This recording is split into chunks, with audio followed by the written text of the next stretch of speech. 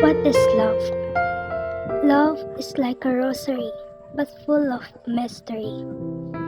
Ating simulan ng ating kwento. Ako ay nalilito. Tama ba ito? Bigla na lang sinabi ng isipan na mahal kita. Pero mali nga ba? Mali dahil best friend kita? Pero hindi ko naman sinasadya. Lumipas ang panahon. Dumating ang araw na hindi ko inaasahan. Ikaw ay lumapit. Hindi ko akalain ang iyong sinambit. Sabi mo, mahal mo ko. Tama ba? Mahal mo ko? Nananaginip lang ba ako? Totoo ba ito? But love is patient. Love is not puss. Love is not envy. Kaya kailangan natin maghintay.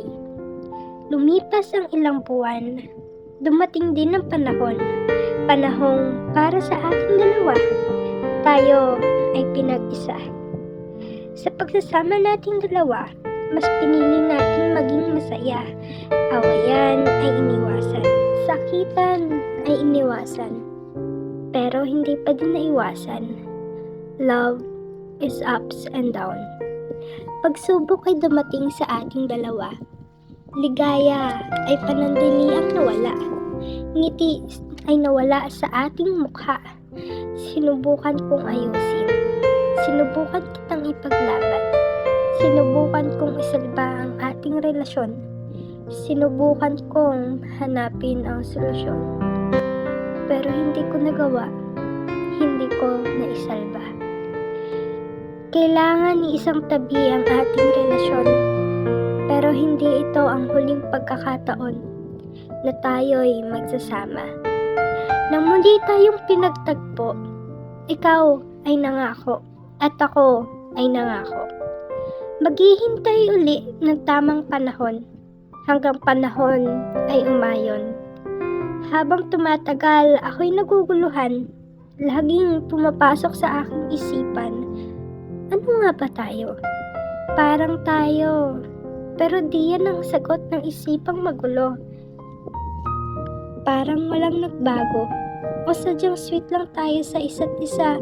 Kaya madalas na pagkakamalan tayong dalawa.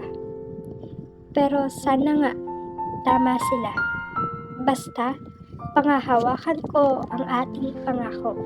Kahit relasyon natin ay walang titulo. Relasyong walang siguraduhan kung magiging tayo. Balot ng pangamba dahil baka sa susunod ng pahina ng ating istorya ay wala ka na. But again, love is patient. Love is not puss. Love is need a trust. Love is kind. In love, you need to be proud. Love is not envy. Kaya kailangan nating maghintay. Kailangan natin ng lakas.